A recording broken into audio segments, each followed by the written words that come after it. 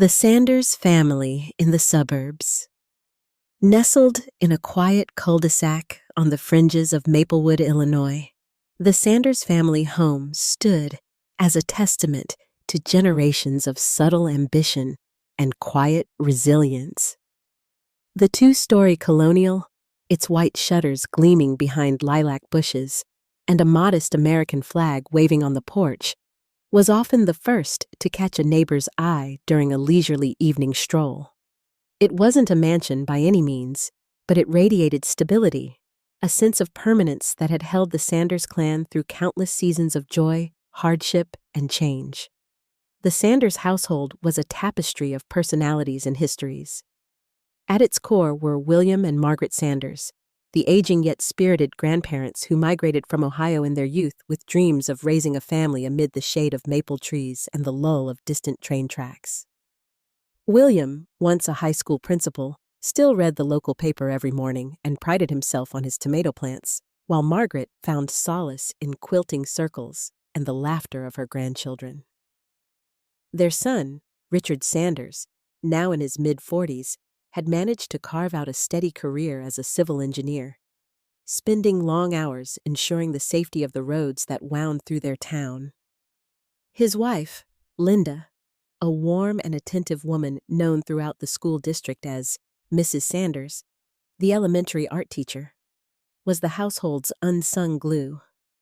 She championed family dinners every Sunday evening, insisting that 3 generations gather around the old oak table to share meals, stories, and the inevitable squabbles that came with them. But perhaps the most dynamic current in the Sanders home ran between Richard and Linda's 2 daughters, Amanda, the eldest by 4 years, and Emily, the younger sister. Even as children, the contrast between them was unmistakable. Amanda, with her dark curls and magnetic confidence, seemed effortlessly popular, class president by sophomore year, varsity cheerleader, the kind of girl who could light up a room just by walking in. She was meticulous in all things, from her neatly color-coded planner to the framed certificates lining her bedroom walls. Emily, on the other hand, was quieter and more introspective, a dreamer who found solace in sketchbooks and novels, her blonde hair often tucked behind an ear as she disappeared into the world of her imagination. Emily was the sort of person who noticed the small, easy-to-miss details, the trembling of the maple leaves before a storm, the uncertain smile of a new neighbor, the weary sigh in her mother's voice after a long week. Despite their differences, Amanda and Emily were inseparable as children. Summer afternoons found them building elaborate forts in the backyard or choreographing impromptu plays for the family, while winter nights meant whispered secrets in the dark, giggles muffled by shared blankets. Amanda was fiercely protective of Emily, and Emily admired her older sister with devoted eyes, longing to step into Amanda's shadow. It was a bond that for years seemed unbreakable, a blend of affection, admiration, and that peculiar rivalry unique to siblings. The Sanders world was one of PTA meetings, church bake sales, and 4th of July barbecues. Their neighbors described them as the perfect American family, perhaps a little old-fashioned, but admired for that very quality. Their house echoed with the sounds of piano practice and the dull thud of sneakers on the staircase, punctuated by the familiar tones of "Mom!" and "Where's my backpack?"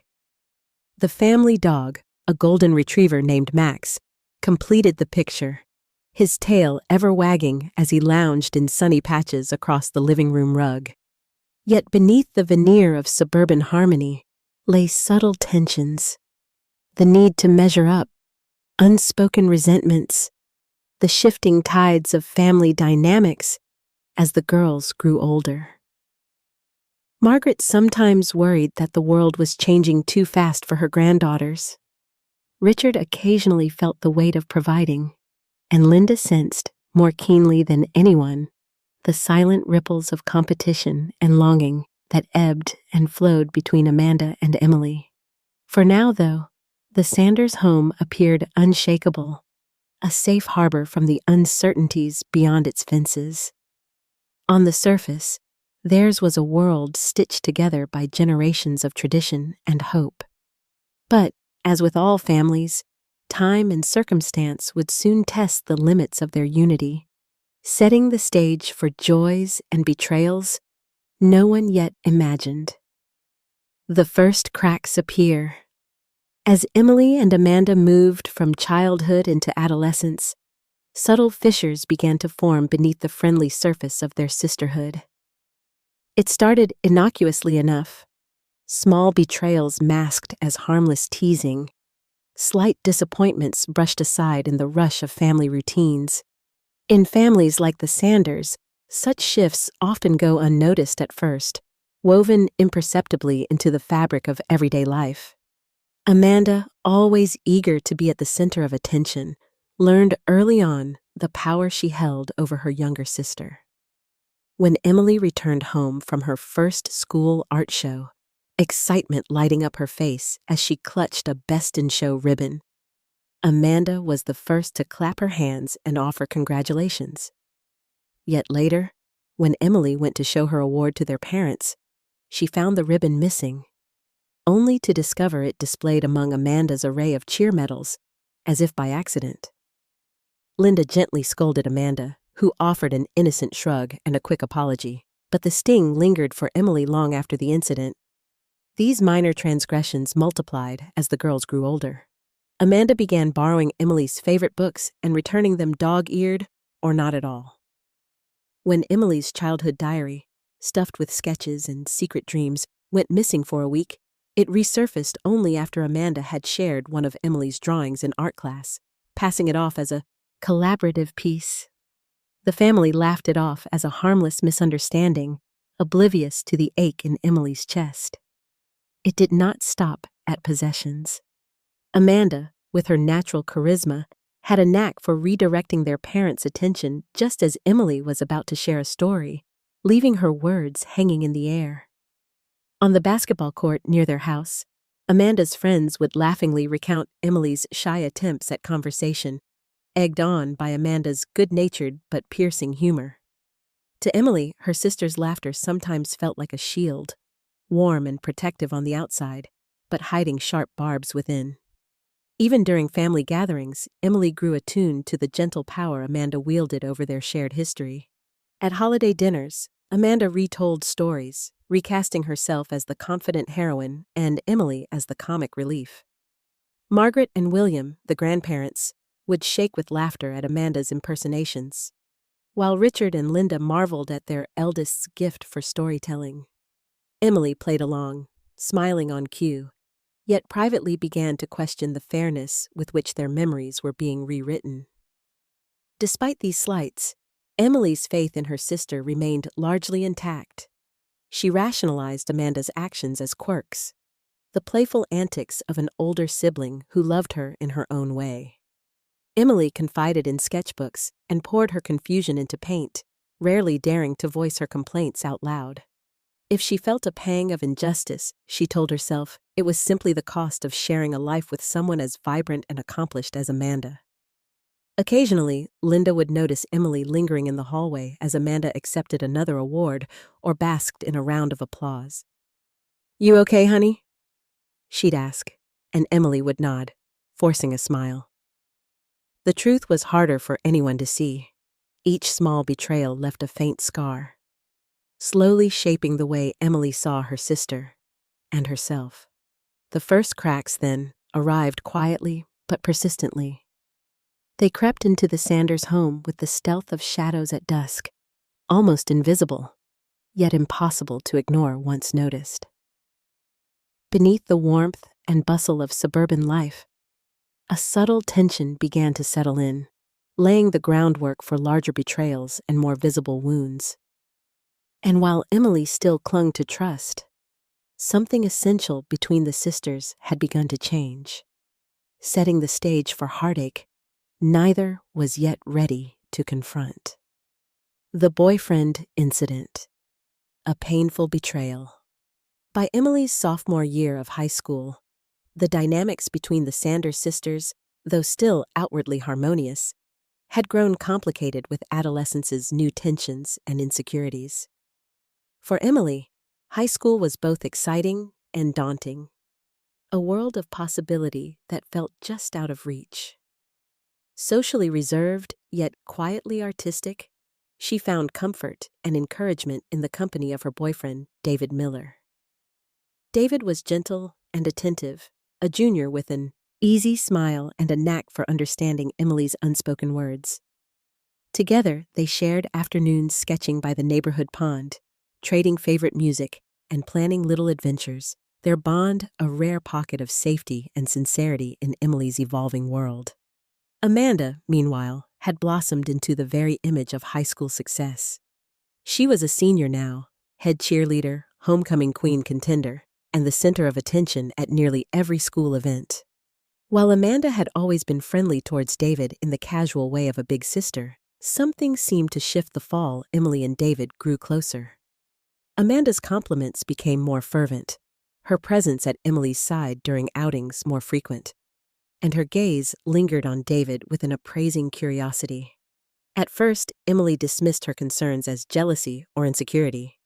She reminded herself that Amanda had always been the more outgoing sibling, drawing people in effortlessly. Yet, as weeks passed, she couldn't help but notice the way Amanda sought David's opinions on her outfits, laughed a little too brightly at his jokes, and found reasons to invite herself along when the couple had planned time alone. Their parents, delighted to see the sisters spending more quality time together, encouraged these joint outings, blissfully unaware of the mounting tension. Everything changed one chilly October evening when the school hosted its annual autumn dance. Emily had bought a simple blue dress, chosen after much deliberation. Amanda, as if by accident, selected a near-identical one in shimmering silver. The night began as expected, Amanda sweeping through the entrance on the arms of her friends, while Emily arrived softly with David at her side. But as the evening wore on, Amanda's presence became impossible to ignore. She seemed to orbit David, pulling him onto the dance floor, sharing old jokes, and effortlessly turning group conversations in her favor. Emily watched from the edges, her confidence draining with each shared smile and secret glance between her sister and her boyfriend. The final blow came late in the evening, when Emily stumbled upon Amanda and David outside the gymnasium. David looked uncomfortable, his hands tucked nervously in his pockets as Amanda spoke to him in hushed, urgent tones. When Amanda noticed Emily, her expression barely flickered before she immediately looped her arm through David's and made a passing, offhand comment about showing him the best view of the stars. The days that followed were a blur of confusion and self-doubt for Emily. David grew distant, answering her texts and calls less frequently, his responses awkward and clipped. At lunch, he sat with Amanda's circle of friends more and more, offering little explanation beyond the vague excuse of trying to branch out. When he finally broke up with Emily a week later, his words were hesitant and apologetic. But the reasons were unmistakable. In the hallways, whispers spread quickly. Amanda and David had been seen together after track practice, walking home side by side, their heads bent close in quiet conversation. The betrayal was as public as it was private, and Emily felt each rumor as a fresh sting, the humiliation compounding the heartbreak. For Amanda, the affair was framed as an accident, a fleeting mistake that just happened. She insisted she never meant to hurt Emily, but her apologies rang hollow, lost in the undercurrent of her own self-justification. She and David soon became inseparable, their romance on display at school events, their laughter echoing through Emily's world as a constant reminder of all she had lost. The family, at first bewildered by the sudden shift, fell into a pattern of uneasy silence, unwilling to confront the glaring reality.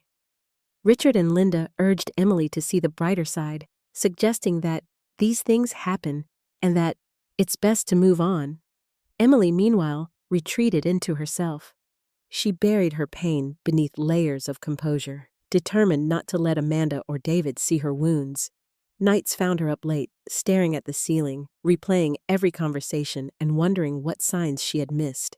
She filled her sketchbooks with heartbreak, painting silent images of loss and longing, the only outlet for emotions she could not speak aloud. Her appetite vanished and her grades slipped, though she tried hard to hide it from her well-meaning parents, who mistook her withdrawal for the typical blues of teenage heartbreak. What stung most was not only the loss of her first love, but the dawning realization that, for the first time, Emily saw her sister not just as her protector or rival, but as someone capable of deliberate, profound betrayal. The wound ran deep, leaving Emily wary not only of Amanda's intentions, but of her own ability to trust the people she loved. If there was a silver lining, it was the strength beginning to harden beneath the pain, an ember of selfhood that, flickering weakly now, would one day kindle into something fierce and unbreakable. But for now, the pain was raw and constant, the echoes of Amanda's laughter, a daily reminder of the cost of misplaced trust.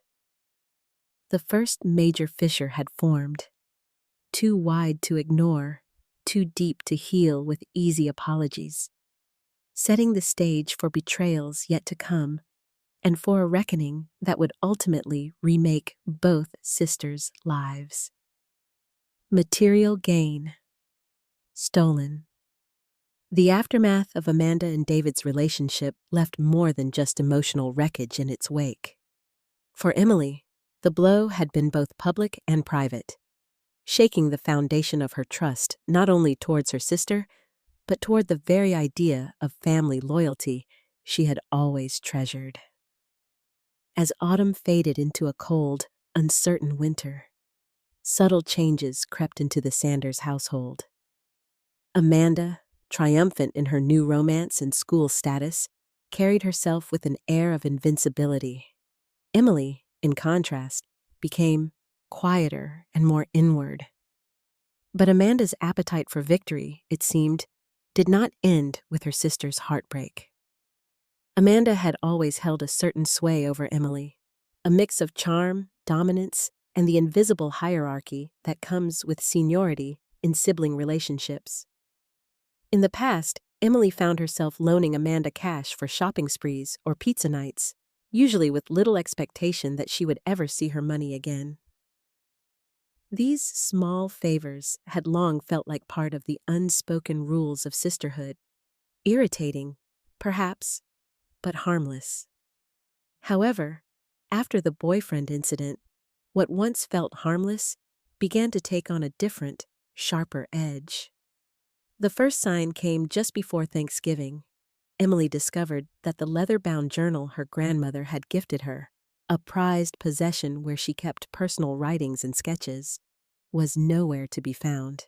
After days of searching, she found it in Amanda's room, tucked under a pile of makeup bags. When Emily confronted her, Amanda laughed it off. "Relax, Em. I just needed something to doodle in while I was on the phone. Don't be so dramatic." There was no apology, only an unspoken dare in Amanda's tone. "Try and stop me." The incidents multiplied as the holiday season approached. Emily received a modest stack of birthday cards from friends and relatives, most of them containing small bills or gift cards. Within a week, several cards vanished from her desk. Amanda offered a coy shrug when asked about them. "Oh, did you really need another Starbucks card? I figured you'd share. Anyway, I can Venmo you later." The money never came. The sense of being quietly robbed chipped away at Emily's remaining faith in their sisterly bond. To their parents and grandparents, Amanda put on a charming front. She volunteered to help Margaret with holiday baking, took William's car for an oil change, and made sure to post every good deed on social media, her life carefully curated to project generosity and togetherness. Richard and Linda, stretched thin with work and holiday obligations, didn't question the growing discrepancies in cash or missing things. You know how chaotic things get when the girls are both home, Linda would say, waving away Emily's concerns with a well-meaning but distracted smile. Just keep better track of your stuff. It wasn't just money or gift cards. One Saturday morning, Emily found her favorite winter scarf missing, a gift from her childhood best friend, hand-knit in shades of deep green. She spotted it days later on Amanda's Instagram story, wrapped casually around Amanda's neck during a holiday shopping run. Emily left a simple comment. "Nice scarf." Amanda replied with 3 heart emojis and didn't mention it again. A week later, Emily's digital camera was nowhere to be found. It reappeared 2 weeks after that, the SD card wiped clean and the battery nearly dead. Amanda's sense of entitlement crept into bigger asks. She borrowed Emily's debit card just for a day and returned it after a week, having spent nearly $100 on what she described as groceries and stuff. When Emily protested, Amanda rolled her eyes. "You know I'll pay you back. I just forgot my wallet, and you know Mom never puts enough in my account anyway. We're family. Or did you forget?" Emily's frustration mounted in the privacy of her bedroom, her resentment silently boiling beneath a practiced, neutral expression. She stopped expecting to be paid back and adjusted her routines. She hid her valuables, changed the passwords on her PayPal account, and locked her bedroom door whenever she left the house. She winced at the realization that she could no longer be open or trusting in her own home, the one place that had always felt safe. Despite these precautions, Amanda always seemed 3 steps ahead. She charmed secrets out of their parents, how much Emily received in her summer paychecks, the brand of phone their father had promised to buy her, the details of a small inheritance left from a distant relative. When Linda handed Emily a check to help pay for new art supplies, Amanda found out about it within hours. That same week, Emily discovered that the art store had already put through a charge on her account. Amanda pretending to be Emily, just getting ahead for her little sister. Amanda's tactics became more brazen. On multiple occasions, she convinced Emily to co-sign for short-term loans at the local credit union or let her use Emily's good credit for a store discount, promising every time that it was just this once, always with an air of entitlement softening her voice, as if loyalty demanded sacrifice. Emily, exhausted, relinquished ground out of habit, but the cost grew heavier each time. During these months, Emily's inner landscape changed. She kept detailed records of what was missing and when. She started photographing her belongings, emailing herself banking statements, and keeping receipts in a folder hidden behind a row of textbooks. While Amanda continued to take, Emily quietly began to build a paper trail. A habit born not only out of self-defense, but out of a growing need to respect and assert her own boundaries. The tension between the sisters became palpable, though words about money or missing items never escalated into open conflict. Instead, Amanda became icier and more sarcastic in private moments, snapping at Emily for being so obsessive, or warning her not to go narc over stupid little things. When the family was together, Amanda charmed the group, keeping everyone laughing, her confidence unshaken. Emily learned to smile for appearances, masking her anxiety and anger even as her world felt smaller, less safe. One night in early February, the conflict nearly erupted. Emily returned home to find Amanda hosting 6 friends in the living room, music blasting, pizza boxes strewn across the kitchen counter.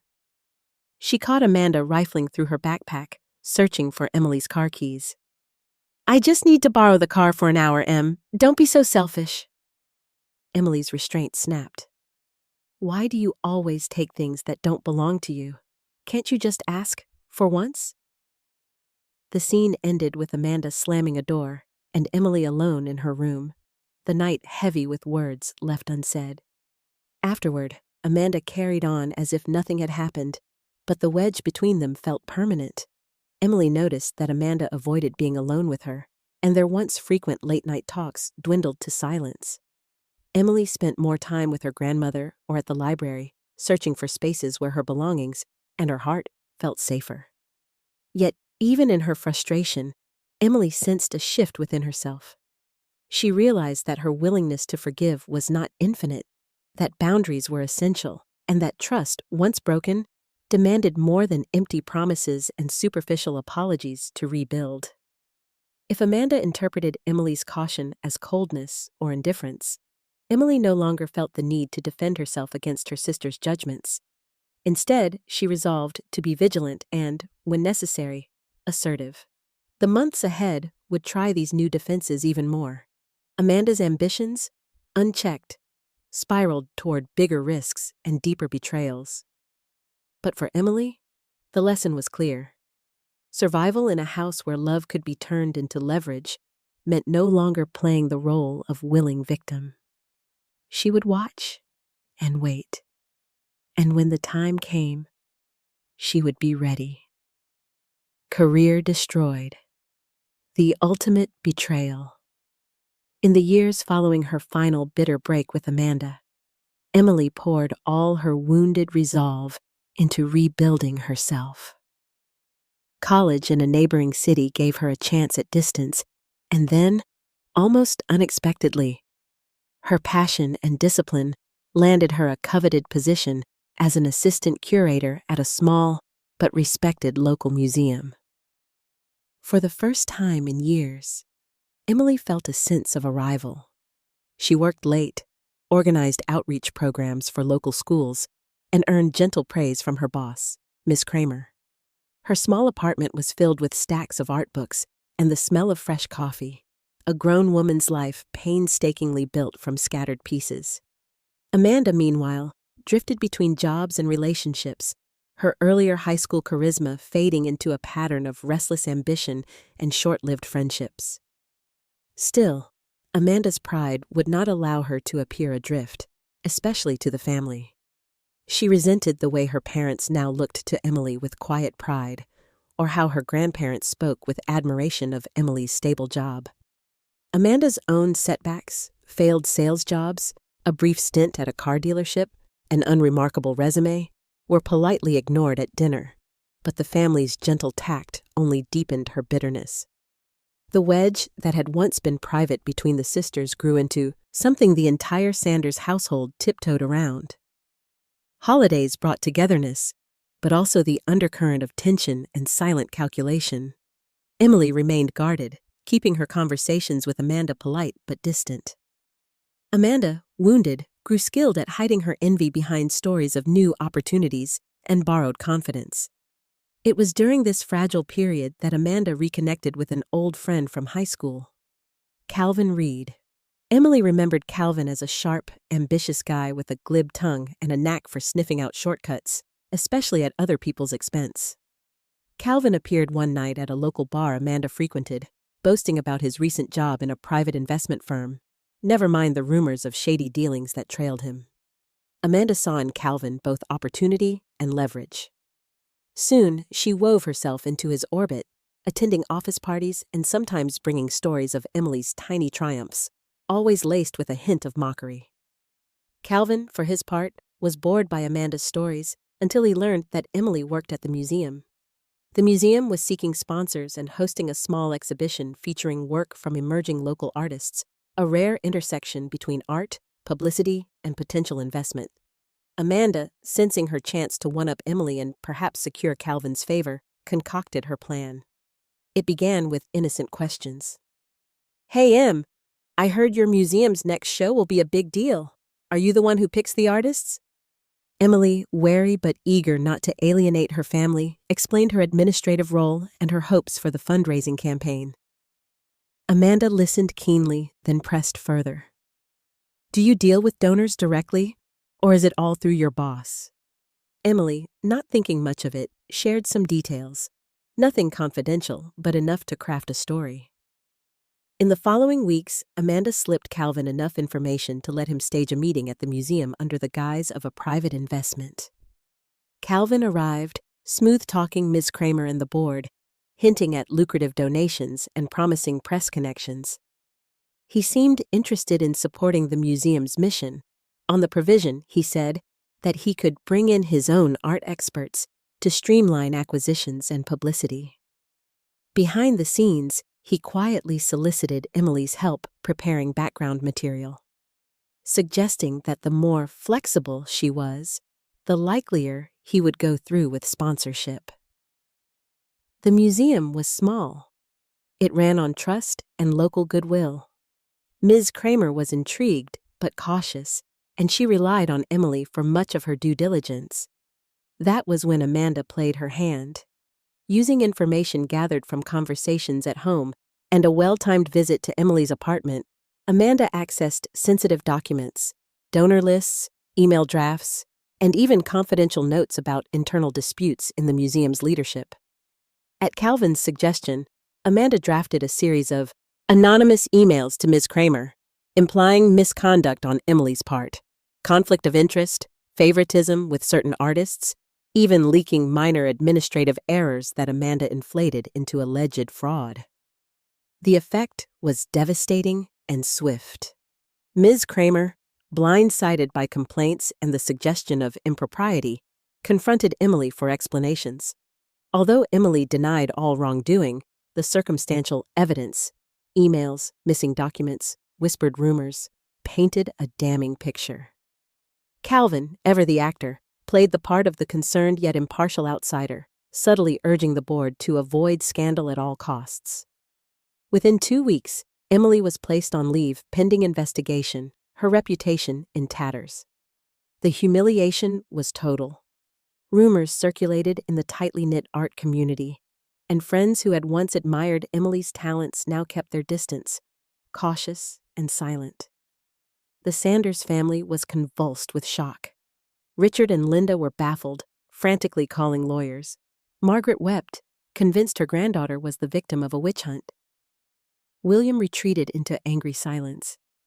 Amanda deflected blame, feigning ignorance and offering Emily hollow words of comfort in private, while subtly reinforcing doubts in the minds of others. Maybe there was a misunderstanding. You know how competitive the art world is. For Emily, the world grew small, sharp, and cold, her carefully crafted life dismantled almost overnight. Worse than the loss of her job was the sensation of being adrift in her own family, forced to doubt every conversation and gesture. At night, she replayed each memory, wondering precisely when Amanda had crossed from wounded sibling to active saboteur. She considered reporting to the police, but the case seemed built from suggestion and hearsay, the only hard evidence pointing back to her, planted there by the sister who once pledged never to hurt her. And yet, somewhere beneath the grief and numbness, Emily felt a flicker of defiance.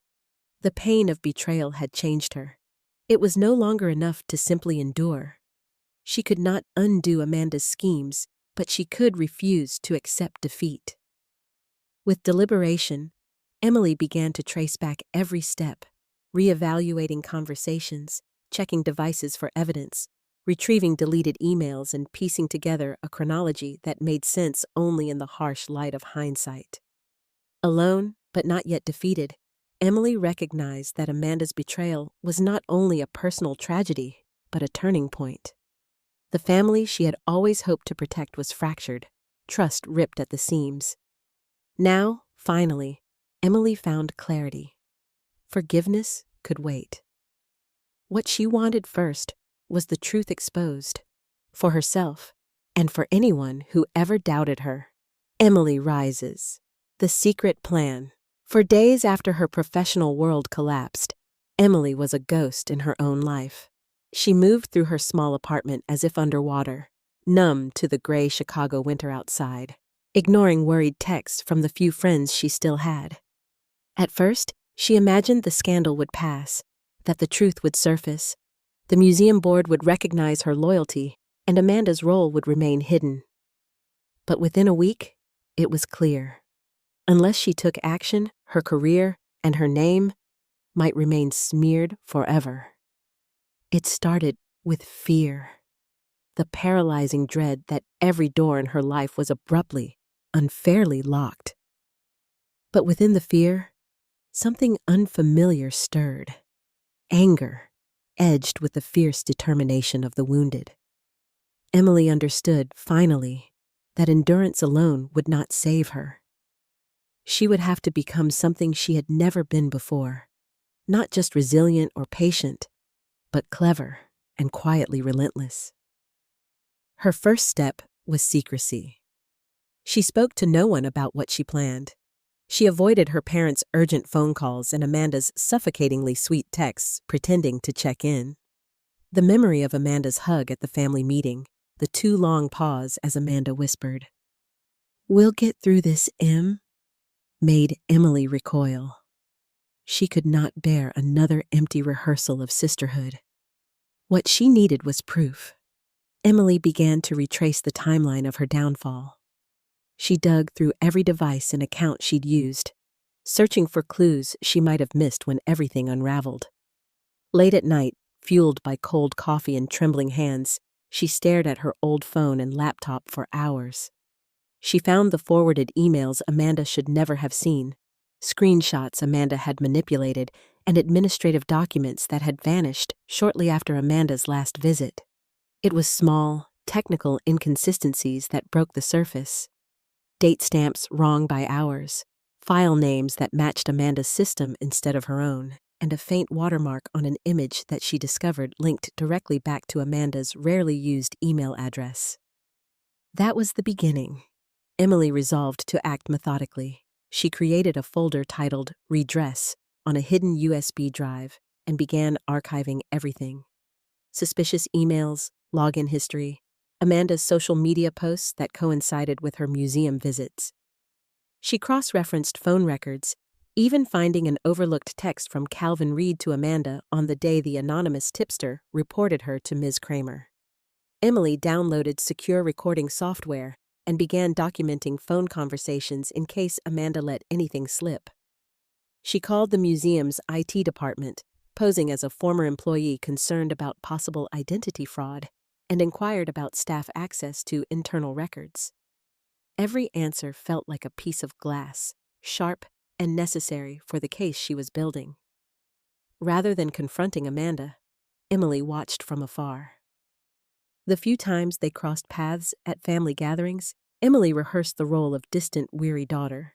She listened as Amanda, ever the actress, offered public protestations of support but subtle hints. "I think Emily just wasn't ready for the responsibility. She takes things so hard," not knowing that Emily was becoming expert in reading her sister's every calculated word. Outside her family, Emily did what she had always done best when faced with pain. She worked. This time, her work was solitary and secretive, an investigation and a battle for personal truth. She reached out to Anna, a college roommate and now a paralegal, under the pretense of asking about security breaches. Emily learned to request metadata from the files in question, printing out spreadsheets of file access history and IP addresses. She even paid for a cloud backup recovery service to retrieve deleted drafts that, astonishingly, revealed Amanda had logged in remotely using a shared family computer. Meanwhile, each night, Emily chronicled her journey in a new journal. Not the one Amanda had once stolen, but a simple, unmarked notebook she kept inside a locked drawer. In it, she mapped her emotional territory as much as her investigative plan. The anger that made her want to demolish every memory of Amanda. The guilt that flared whenever she saw her grandmother's frail hope for reconciliation. The flickers of self-doubt that only fed her resolve. Throughout those months, Emily's world narrowed but also clarified. She pared away the relationships that had wilted under suspicion, kept her circle tiny, and focused on her goal. She learned, slowly, to stop blaming herself for Amanda's actions. In isolation, her boundaries hardened. Her sense of self became less about what others expected and more about what she demanded of herself. Each small victory, one audio clip of Amanda gaslighting her for being so obsessive, one piece of digital evidence matching Amanda's login credentials, was a stone in the wall she was building between herself and the quiet, trusting girl she used to be. The pressure mounted as Emily's collection of evidence grew. Sometimes she feared she would snap under the weight of it. Alone at midnight, staring at the endless scroll of exported emails, her mind darting between memories of shared childhood forts and the chilling realization that her greatest threat had always been sleeping in the next room. But now, she forced herself to stay present. "Not this time," Emily whispered to herself on the nights when her hand shook. "This time, I will not look away." By early spring, the outline of Amanda's betrayal was as clean and cold as the icicles still lingering on the eaves outside Emily's apartment window. She had the digital receipts, the manipulated files, the text conversations with Calvin Reed, even a saved voicemail from Amanda boasting to a friend about fixing a little problem at Emily's work. Emily contacted an employment attorney who advised her to continue gathering evidence quietly and to keep logs of every development. It would be weeks before she'd have enough to confront Amanda publicly, and longer still before she would bring her family and the museum board into the light of truth. But for the first time since childhood, Emily felt an unfamiliar strength fill her. Not just survival, but strategy. She was no longer waiting for others to rescue her, or for her innocence to be believed by default. Her dignity, her future, these would be reclaimed on her own terms. In silence and solitude, Emily became her own advocate. She knew that when the time came, her secret plan would not only clear her name, but begin the difficult, if painful work of healing the fractures her sister's envy had carved into the heart of their family. For now, she waited, vigilant, patient, determined. The reckoning was coming, and Emily would be ready, not only to fight, but to win back her place in the world. Amanda's dream collapses, the truth exposed. Spring in Maplewood felt paradoxically hopeful, a season for renewal, and yet, for the Sanders family, it loomed with tension. The invisible fault lines that had run through their lives finally began to quake. Emily, bolstered by months of quiet investigation and mounting evidence, knew the moment for action had come, but she carried her plan with the gravity of someone who understood its cost. Beneath vindication, there would be fallout that could never be fully mended. It began with a single-family dinner. Linda, weary after a long week, insisted on a gathering to clear the air after months spent dodging awkward silences and sidelong glances. The oak table, once a place of laughter, art projects, and shared secrets, felt colder now, as if it sensed the storm about to break. Amanda, as always, arrived late, all breezy smiles and small talk, swiping away messages on her phone and charming William and Margaret with stories of imagined new prospects. Emily watched her sister with a detached kind of sadness, seeing Amanda's confidence for what it was: brittle performance. Across the room, her mother's eyes kept darting between the sisters, her father retreated behind his newspaper, and even Margaret fidgeted with her napkin, anticipating a confrontation long in the making. When everyone had gathered, Emily quietly asked for their attention. Her voice, for once, did not waver. "I need you all to listen, really listen," she began. The room stilled. Amanda, sensing the shift, leaned back in her chair with forced nonchalance, but her eyes narrowed in apprehension. Emily produced her evidence, the carefully collated files, the timeline of digital footprints, the metadata, the recorded voicemails, and screenshots of Amanda's correspondence with Calvin Reed. With steady hands, she laid it all on the table, figuratively and literally, connecting each detail with measured, irrefutable logic. She explained how Amanda had accessed confidential files, orchestrated rumors, and coordinated attacks on Emily's career using insider knowledge only a family member could have exploited. At first, Amanda Biss reacted with practiced indignation. "This is insane. She's obsessed," She's hated me for years. Can't you all see it? But as Emily patiently pulled up data showing Amanda logging into the museum's network from a familiar family device, displayed the text chains arranging sabotage, and finally produced the audio in which Amanda joked casually about cleaning up Emily's mess, the room's energy shifted from confusion to disbelief, and then to a cold, somber clarity. Margaret's hands shook as she leafed through printouts, tears clinging to her eyes. Linda turned pale, her disappointment almost physical. William's jaw set visibly, a rare show of anger from a man who had always preached forgiveness. What followed was a chorus of reactions. Linda's gentle, shattered voice, "Amanda, why would you do this to your sister?" mingled with Richard's terse, furious demand for honesty. Amanda, for the first time since childhood, lost her composure entirely. Her denials faltered, her voice trembled, and the years of deflection gave way to a raw panic. She blamed Calvin, accused Emily of baiting her, and then resorted to pleading. "Okay, maybe I made mistakes, but Em was always the favorite after I left home. No one cared what I was going through. Don't I deserve something too?" she cried, but the sympathy she craved was gone. The facade Amanda had so carefully built, confident, generous, successful, crumbled before the relentless light of truth. The family meeting became a reckoning. Linda wept openly. Margaret spoke softly of kindness and repentance. William said almost nothing, only fixing Amanda with a gaze both mournful and unyielding. Even Richard, usually quick to mediate, struggled to contain his heartbreak. The siblings' once sacred circle was breached.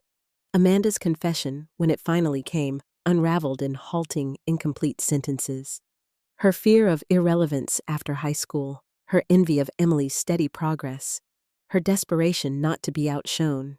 Emily listened to her sister, feeling the familiar ache of wanting to forgive, even as another part of her recognized the importance of drawing boundaries.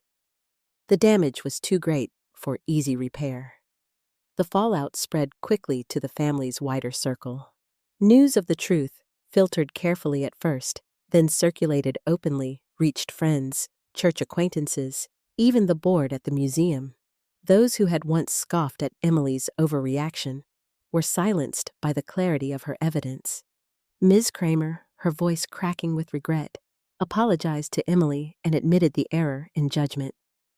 The worst wound, that of having her name doubted by her professional community, finally began to heal. For Amanda, the collapse was total. Job opportunities evaporated. Calvin Reed, his own reputation now tainted by the scandal, vanished without a trace. Former high school friends unfollowed Amanda online, and her carefully edited social media persona could not withstand the confrontation with reality. The local community, once charmed by her apparent charisma, now pitied her, or in some cases, distanced themselves altogether. But the personal consequences were even more profound. Amanda's world shrank and quieted. Isolation pressed in as she navigated the daily consequences of her actions. Awkward conversations with relatives, the sting of recognition in public spaces, the realization that her family's trust, once bound up in tradition and nostalgia, would not return easily. Meanwhile, Emily found herself transformed by the ordeal. In sharing her evidence, she had not sought revenge, but renewal. The hurt remained, but there was relief in disclosure, in finally being seen not as the resentful sibling clinging to the past, but as someone who had endured, gathered strength, and spoken the truth. She felt traces of compassion for Amanda's unraveling, but was clear-eyed. Forgiveness would be a process, not a gesture. For the Sanders family, the night finished in silence, as the truth lingered in the living room like dust catching the last of the sunset. Margaret hugged Emily and whispered, "Your strength is the hope of our family." Richard and Linda exchanged exhausted but grateful glances. William, only then breaking his silence, offered both daughters a final solemn warning. In this house, we heal by facing what we are, not by hiding from it. Amanda stayed behind as others drifted away. For the first time, she asked Emily, not for forgiveness, but for understanding. Emily, her voice softer than it had been in months, answered honestly, "I hope you find peace, Mandy. But it has to be built on truth, not on someone else's pain." In that fraught, tearful night, the Sanders family stepped over the threshold from denial to honesty. Though the future's path was uncertain, something fundamental had changed.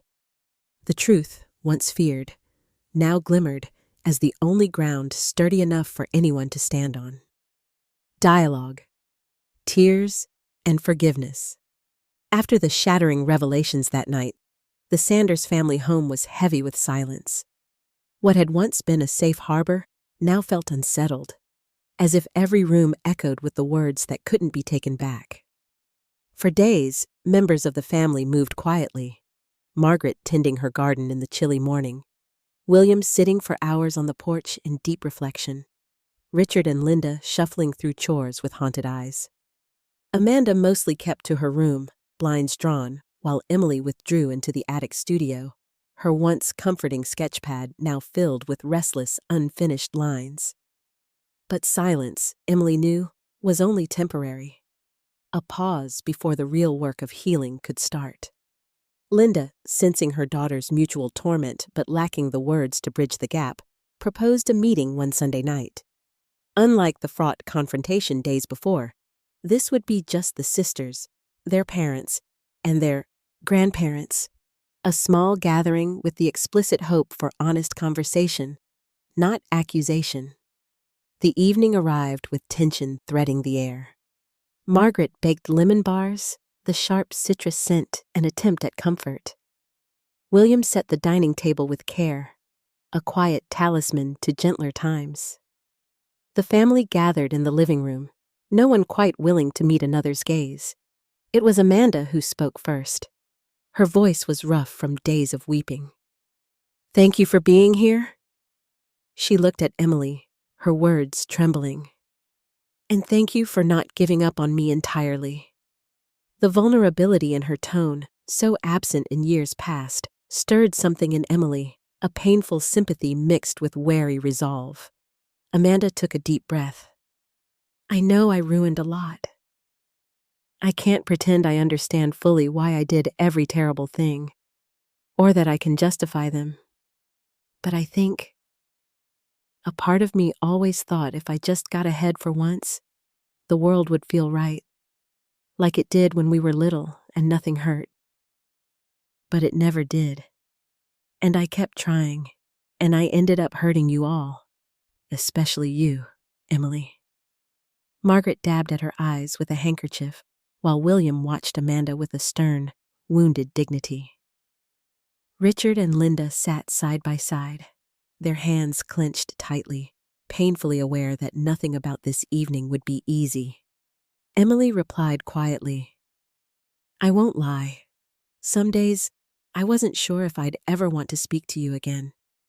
Everything you took, David, my things, my reputation, all of it, it made me smaller inside, like I wasn't safe being myself. I kept hoping you'd see me as a person, not just a rival or someone to use. That hope didn't protect me, but it kept me from hating you." There was a long pause. The entire family seemed to exhale, the tension thinning, but not disappearing. "I am so sorry," Amanda said, her voice cracking as tears slid down her face. "For not being a better sister. For letting my envy drown everything else. You didn't deserve it. Mom, Dad, Grandma, Grandpa, I'm sorry for lying to you, for making you doubt Emily. I know an apology doesn't erase the damage I've done." Linda's voice was thick with emotion. "Amanda, we raised you both to love each other. I wish we'd seen the signs sooner. We can't undo the past, but we have to decide how to move forward." Richard looked to Emily. "Is forgiveness possible for you?" Emily gazed at Amanda, searching her sister's face for sincerity. What she found was desperation, remorse, and beneath that, the broken outlines of the big sister she'd once idolized. "Forgiveness isn't about pretending none of it happened," Emily said. "I can't forget, and I won't just let myself get trampled again. But I can try to let go. Not for you, but for me, for all of us. I deserve to feel free of this, to hope for something better." Amanda covered her face, sobbing openly. Margaret crossed the room and wrapped Amanda in a trembling embrace, whispering, "It's not too late, sweetheart, if you own your mistakes and stay honest." William nodded solemnly, his old, stoic words gentle. "Redemption starts with truth and humility. The rest takes time." Linda moved next to her daughters and for the first time in months put her arms around both. "We are family, however flawed. We choose every day whether to heal together or drift apart. I hope you both choose healing." Silence again, but this time it was softer, almost a caesura in music rather than a rupture. Amanda addressed Emily, her voice barely audible. "I want to try to earn back your trust, even if it takes a lifetime." Emily nodded, holding back tears, and offered a quiet, "We'll see. But I'll try too, if we can promise to be honest, even when it hurts." Margaret looked up, her voice trembling with wisdom. "Forgiveness is not a single act, but a practice. We'll all have to learn it, together. That's what makes us a family." The evening closed not with a grand resolution, but with slow, heartfelt acknowledgments of pain. One by one, the family shared their grief, regrets, and hopes, a tapestry of confessions and small comforts. William finally told Amanda, "You are not beyond redemption. What you do next will matter more than what you've done." When the lemonade and tea were finished, Amanda offered to help clean up, and for the first time in years, Emily let her. The gestures were awkward, the forgiveness imperfect and incomplete, but something real had shifted. A willingness to try again, to rebuild what had been broken. Upstairs that night, Emily wrote in her new journal, "Forgiving someone else is, in the end, letting yourself become whole. I may never fully understand Amanda, but I am shedding the pain she gave me. It is not forgetting, it is becoming free." Below, Amanda lay awake, haunted, but at last, willing to face herself honestly. She knew restoring trust would be the work of years and that some wounds would leave scars. But in the quiet, with her family still under the same roof, Amanda found the smallest flicker of hope. Maybe, slowly, she could make things right. In the house where so much had been broken, tears had become the seeds of tentative forgiveness. And though nothing could ever quite return to what it was, the Sanders family had begun the long, slow, beautiful work of becoming whole again, starting over, rising from old wounds. For weeks after their family's painful reckoning, it seemed as though time moved in slow, tentative pulses at the Sanders home. Though words of forgiveness had been spoken and tentative gestures of reconciliation made, the cracks in their foundation were still visible. Faint lines, but traces of old wounds nonetheless. Emily, however, sensed something had shifted inside her. No longer did the sight of Amanda's door closed in the hallway fill her with the old dread or resentment. Instead, it occasioned a deep, necessary peace, the knowledge that she could at last begin her own restoration. Emily took her first steps toward rebuilding her life gently, almost as if handling a fragile heirloom she wasn't sure she could salvage. Her return to the world outside the family home began quietly. She started spending afternoons at the public library, using their computers to update her resume and craft applications for museum jobs throughout Illinois and beyond. The weight of her previous dismissal lingered, but in her cover letters, she described her departure not as a mark of shame, but as the beginning of her search for an environment rooted in trust and artistic integrity. For the first time, she saw her scars not as evidence of defeat, but as quiet badges of resilience. Support came in unexpected forms. Margaret, her grandmother, left little notes of encouragement on Emily's bedside table. Simple lines in looping cursive. "The only way out is through, sweetheart." Or, "The world needs your gentle eyes."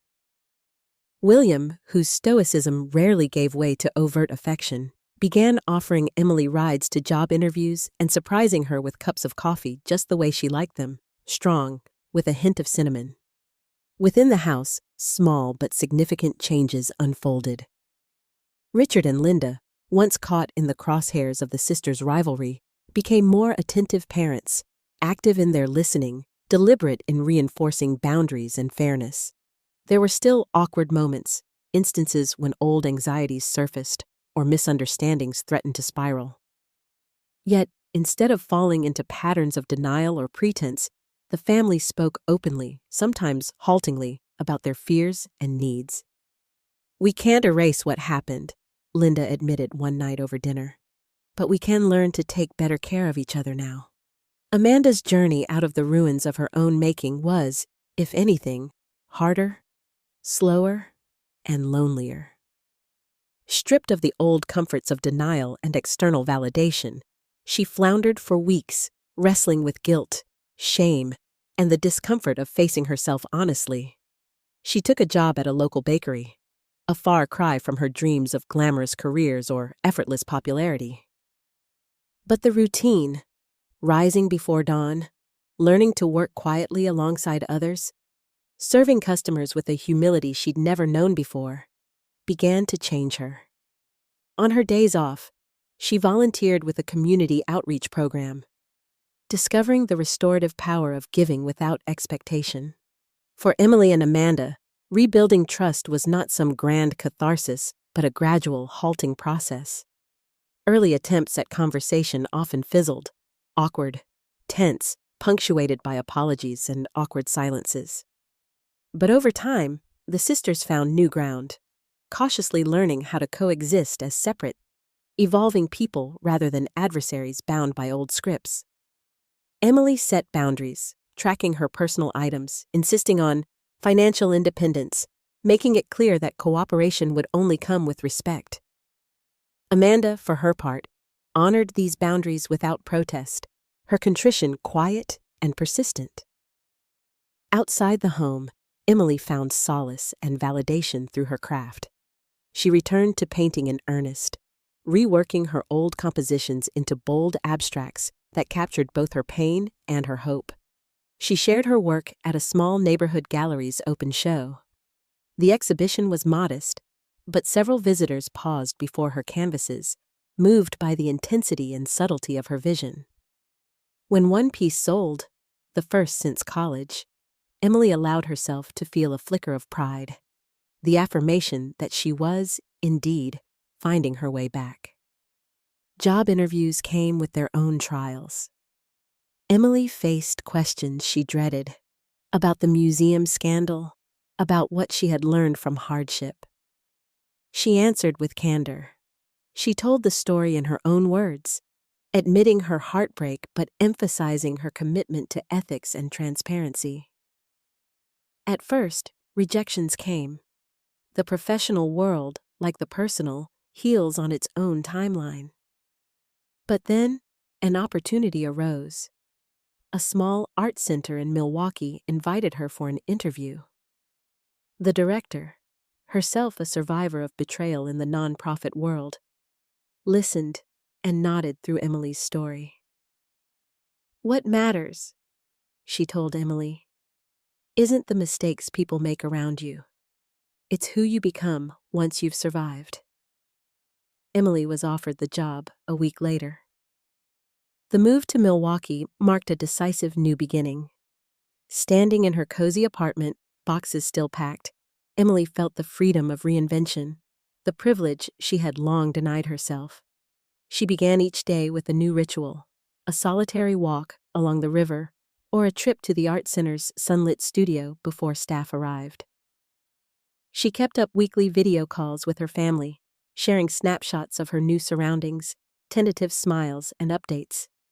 Amanda, at first hesitant, sometimes joined these calls, never trying to dominate the conversation, but adding gentle, authentic observations that gradually became bridges rather than battlegrounds.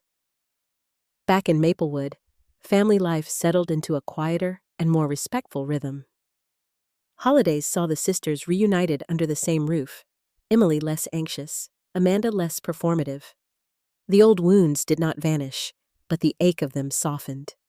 Mistakes, once weighted with shame, became shared lessons. Even William, once silent in his disappointment, remarked during one Thanksgiving, "We're never just the sum of our injuries. We're the sum of how we heal." With time, Emily came to understand the lessons encoded in her year of turmoil.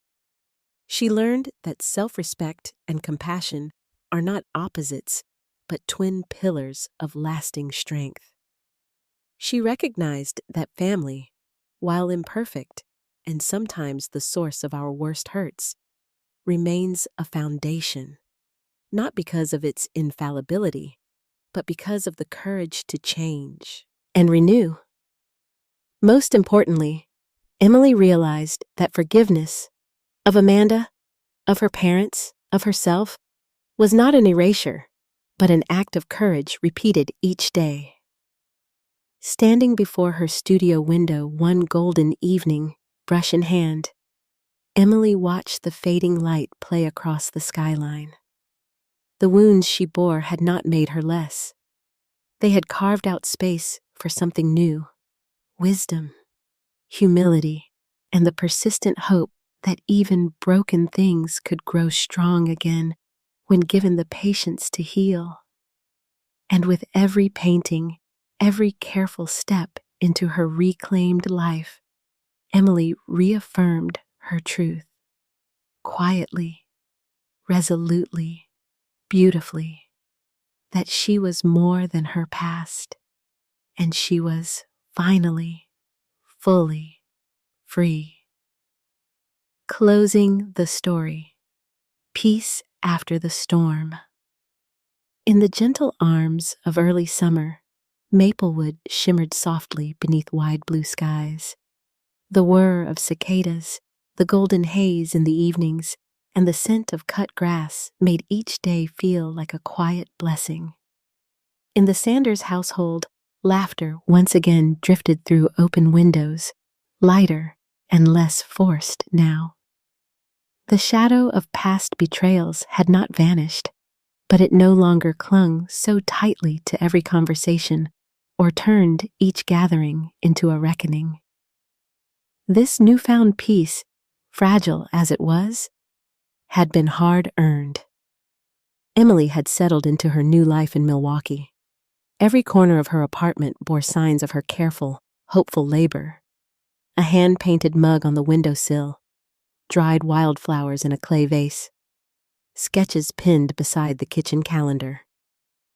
Her job at the art center kept her constantly engaged, surrounded by colors and young artists whose enthusiasm reinvigorated her own. She thrived in her role, not only organizing shows, but mentoring others, offering the kind of encouragement she had longed for herself. Colleagues remarked on her calm resilience. Friends, made slowly and deliberately, learned to trust her gentle wisdom. It was not a chapter defined by triumph alone. There were days of doubt, mornings when pain returned unbidden, when a careless comment or the sight of sisters laughing in the park pierced her with memory. But Emily did not retreat. She let those moments flow through her, accepting them as part of her healing. Each one, she realized, was a reminder of her capacity not simply to survive, but to grow. She kept up her art, finding in abstraction and color an outlet for all she could not voice. Sometimes she finished a painting and felt a deep and private joy. Sometimes she tore canvases up and began again, learning to find beauty even in her own frustrated attempts. Months slipped past, and with them, the last vestiges of shame. She belonged to herself once more. Conversations with her family gradually shifted. Weekly video calls, awkward at first, became easier. Margaret sent her long, loving emails with recipes and quotes from novels they had once read together. William asked, now and then, for pictures of her artwork, his praise understated but heartfelt.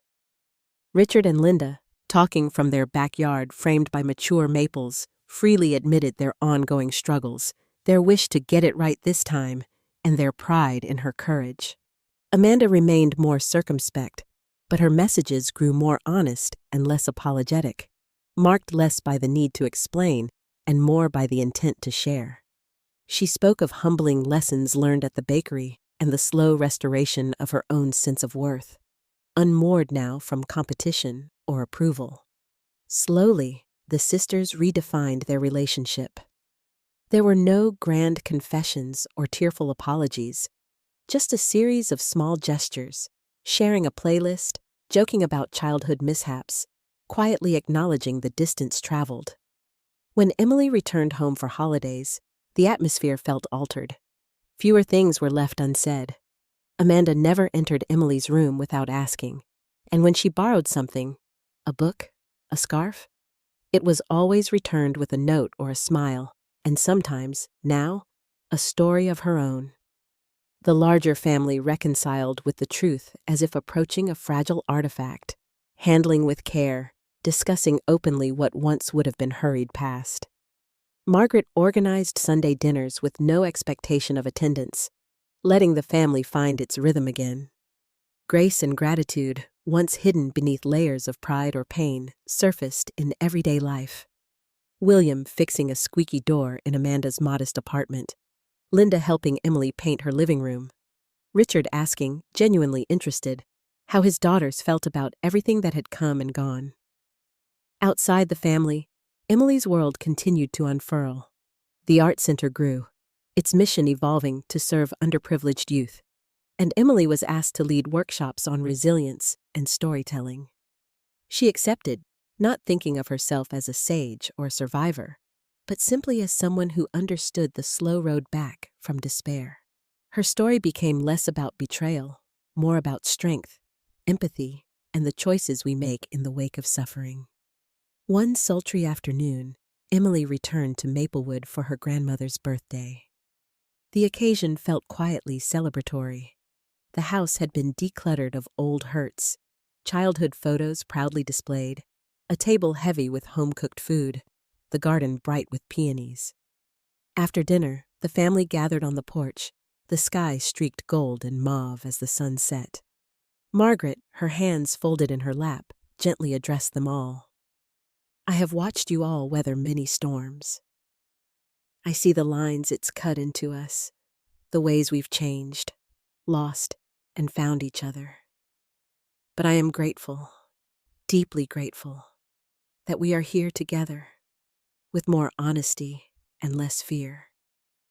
Amanda, voice soft, nodded in agreement. I regret so much, but I am learning every day. I know I hurt you, Em.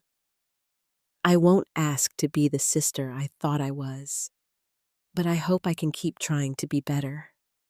Her confession was met not by silence, but by the sound of cicadas and the gentle squeeze of William's hand on her shoulder. Emily searched herself for bitterness and found only understanding. We're not what happened to us, she replied gently. We're who we decide to become now. She realized, in that moment, that forgiveness was not just an act, but a way of being in the world. She was, at last, whole. As darkness settled and the first stars appeared, the family drifted indoors, lingering over laughter and shared stories. Nothing was perfect. Old wounds sometimes ached in quiet, ordinary ways, but the atmosphere no longer bristled with tension or dread. They had not erased the past. Instead, they had built something sturdy atop its uneven foundation. Later, when Emily stood alone in the yard, breathing in the cut grass and summer air, she felt the subtle, astounding peace of having arrived somewhere new. She carried both scars and gratitude, aware that the road behind, as hard as it had been, had given her wisdom, humility, and hope. Peace after the storm, she knew, meant more than just stillness. It was the promise that joy could return, that trust could be rebuilt, that stories need not always end where they began. Looking up at the moonlit sky, Emily smiled. A secret, quiet affirmation that she and those she loved could start again.